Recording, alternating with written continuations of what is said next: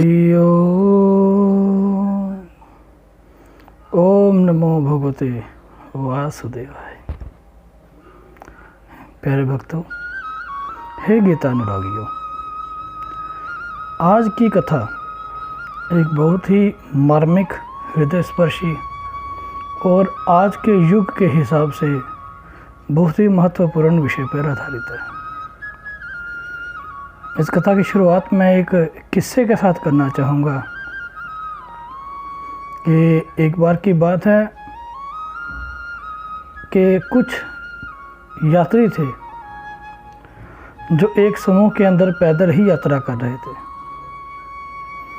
यात्रा करते समय बीच में एक व्यक्ति था जिसे बहुत ही ज़्यादा प्यास लगी। जब उसे प्यास लगी तो उसने भांति भांति के अलग अलग अपने साथियों से पूछा कि किसी के पास जल हो तो मुझे दे दीजिए, मुझे प्यास लगी हुई है। लेकिन किसी ने भी उसके पास पानी ना होने के कारण उसको पानी नहीं दे पाए।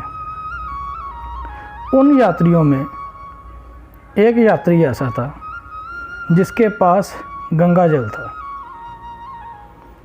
तो जिस यात्री को प्यास लगी हुई थी उसने उसके पास जाके कहा कि हे मान्यवर, मुझे प्यास लगी हुई है, थोड़ा सा पानी दे दीजिए। अब जिसके पास गंगा जल था उसने कहा कि प्रभु, ये सामान्य जल नहीं है, मैं हर किसी को पिलाता जाऊं। ये तो पवित्र गंगा जल है जो केवल धार्मिक उपलक्ष्यों में ही और ख़ास उपलक्ष्यों में ही प्रयुक्त किया जाता है। इसे मैं ऐसे सबको प्यास बुझाने के लिए देता जाऊंगा तो यह पवित्र जल खत्म हो जाएगा। अब जिसको प्यास लगी थी उसके बार बार प्रार्थना करने के बाद भी उस यात्री ने उसको गंगा जल नहीं पिलाया। परिणाम स्वरूप क्या हुआ कि कुछ कदम आगे जाते ही वह आदमी लड़खड़ा कर गिर गया और उसके प्राण चले गए। अब जैसे ही प्राण चले गए तो सभी लोगों ने देखा कि इसके प्राण चले गए हैं। तो किसी ने कहा कि हे ईश्वर, इसने यात्रा के दौरान प्राण दिए हैं, पता नहीं इसकी आत्मा को शांति मिलती है या नहीं मिलती है। तो इतने में जिस व्यक्ति के पास गंगा जल था उसने कहा कि आप चिंता मत कीजिए, मेरे पास गंगा जल है। इसकी मृत्यु चाहे अकस्मात हो गई है, लेकिन अगर मैं इसके मृत शरीर के मुंह में गंगा जल डालूंगा तो अवश्य इसकी आत्मा को मुक्ति मिलेगी। तो वहाँ एक मेरे जैसा व्यक्ति खड़ा था। उसने कहा कि प्रभु, यही गंगा जल अगर आपने इस व्यक्ति को जिंदा रहते हुए पिला दिया गया था तो आज इस व्यक्ति की मृत्यु नहीं होती। अब मृत्यु के बाद इसे आप गंगा जल पिलाएं, दूध पिलाएं, चाहे हिमालय से लाया हुआ कोई जल पिला दें, इसको कोई फ़र्क नहीं पड़ेगा। अब इसकी मृत्यु हो चुकी है। इस कथा को अगर आप ध्यान से समझेंगे तो जो यात्रा है भक्तों, ये है हमारी जीवन यात्रा। और जीवन यात्रा में हमारे साथ रहने वाले, काम करने वाले परिवार के सभी मानव जन, जीव जंतु, यह सब जीवन यात्रा के हमारे सहयात्री हैं। हमारे साथ साथ ये सब ईश्वर की ओर अपना सफ़र तय करते हुए अपनी जीवन यात्रा कर रहे हैं।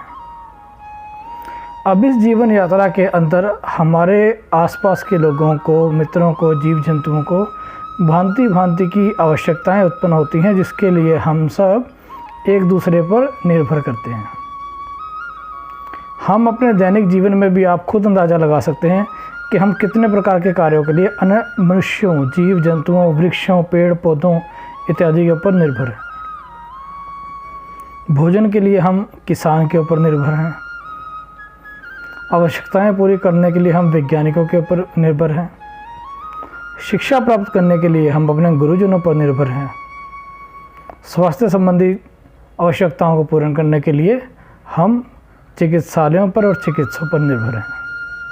और इसी प्रकार अपने आध्यात्म की शांति के लिए, ज्ञान की शांति के लिए हम अपने गुरुजनों तथा धर्म जो हैं वक्तव्य करने वाले हैं उनके ऊपर निर्भर हैं। हमारा जीवन पूर्णतया एक दूसरे के निर्भर के हुए बिना चल ही नहीं सकता भक्तों। अब यहाँ गंगा जल जो कथा के अंदर प्रयुक्त की गई है वह जो है संबोधन की जाती है उस किसी भी प्रकार की आवश्यकता के नाम पर, जो किसी व्यक्ति विशेष को आवश्यकता हो सकती है लेकिन हम उसे किसी कारणवश देना नहीं चाहते, लेकिन जब ऐसा हो जाता है कि वक्त निकल जाता है, उसको उसकी आवश्यकता ही नहीं रहती, तब हम उसको वो वस्तु देने को तैयार हो जाते हैं। लेकिन समस्या ये होती है कि तब उस इंसान को उसकी आवश्यकता ही नहीं रहती। वक्त गुजर जाने के बाद किसी भी चीज़ की कोई ज़रूरत नहीं होती। सफ़र जब आपने करना होता है तो आपको गाड़ी, मोटरसाइकिल, अन्य वाहनों की आवश्यकता पड़ती है, लेकिन जब सफ़र समाप्त हो जाता है, आप अपनी मंजिल पर पहुंच जाते हैं, गंतव्य स्थान पर पहुंच जाते हैं, तो वही गाड़ी घर के बाहर खड़ी रहती है धूप के अंदर। आप उसे अपने बेडरूम में, ड्राइंग रूम में अंदर खड़ी नहीं करते।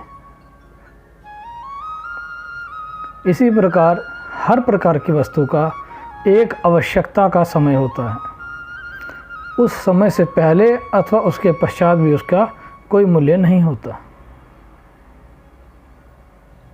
मैं एक और आपको किस्सा सुनाना चाहूँगा कि एक समय की बात है, एक गरीब इंसान था, उसे धन की बहुत आवश्यकता थी, जबकि उस धन की मात्रा अधिक नहीं थी, लेकिन उस व्यक्ति को उस समय उस थोड़े से धन की भी इतनी आवश्यकता थी कि उसके लिए जीवन जीना भी दुर्भर हो रहा था। वो गरीब इंसान उस धन की प्रतिपूर्ति ना होने के कारण, धन ना मिलने के कारण, वो बंदा अपने जीवन में इतना निराश हो गया कि उसने आत्मदाह कर लिया, आत्महत्या कर ली। अब जब आसपास के लोगों को, बाज़ार के लोगों को, गांव के लोगों को पता लगा कि उस गरीब व्यक्ति की मृत्यु हो गई है और उसकी विधवा औरत और छोटे बच्चों के पास इतना गुजारा नहीं है कि वह उसका मरणोत्सव संस्कार जो है पूरे तरीके से कर सके, तो परिवार के लोगों ने, रिश्तेदार के लोगों ने, गांव के लोगों ने मिलकर धन एकत्र करना शुरू किया और धन एकत्र करके उस व्यक्ति का संस्कार आदि जो है सभी पूर्ण किए। और उस समय इतना धन इकट्ठा हो गया था कि सभी रीति रिवाज पूरे करने के बाद भी उस विधवा स्त्री के पास पर्याप्त धन रह गया था, जिससे वह उसने अपना जीवन यापन कुछ समय तक किया। अब भक्तों, इस कथा के भी दो पक्ष हैं। द्वितीय पक्ष देखा जाए तो बहुत अच्छा है कि जब एक गरीब व्यक्ति की मृत्यु हो गई तो परिवार समाज के लोगों ने मिलकर उसका दाह संस्कार इत्यादि कर्म इत्यादि के लिए धन एकत्र किया और उसको इतनी धनराशि एकत्र करके दे दी कि उसकी विधवा को भी कुछ समय तक जीवन यापन हेतु आर्थिक सहायता हो गई। लेकिन इसका द्वितीय पक्ष ये भी है भक्तों कि जब वो व्यक्ति जिंदा था तो शायद उसके दाह संस्कार में जितना धन एकत्रित हुआ उससे आधा भी, उससे भी कम धन की उसको जो आवश्यकता थी, उसके लिए उसने अपने मित्रों, परिवारों, भाइयों, रिश्तेदारों, समाज के लोगों, गांव के लोगों, पता नहीं किस किस के दरवाजे पर नाक रगड़ी, लेकिन कभी किसी ने उसकी सहायता नहीं की। अब यहाँ सोचने की आवश्यकता ये है भक्तों कि अगर उस कुछ धनराशि की जितनी उसकी आवश्यकता थी, समाज के लोग, गांव के लोग, रिश्तेदार, भाई बंधु का थोड़ा बहुत एकत्र करके अपने उस गरीब भाई की सहायता कर देते तो शायद उसको आत्मदाह ना करना पड़ता, उसको मृत्यु का वर्ण ना करना पड़ता भक्तों, उसका जीवन बच जाता। कहने का मतलब ये है कि उसको जिंदा होते हुए कुछ धन की सहायता किसी ने नहीं की, लेकिन उसकी मृत्यु पश्चात उससे कई गुना अधिक धन एकत्र करके उसका मृत्यु संस्कार इत्यादि पूरे करवा दिया, उसका खर्च पूरा करवा दिया। लेकिन उसका क्या फ़ायदा हुआ भक्तों? उस मनुष्य के प्राण तो चले गए।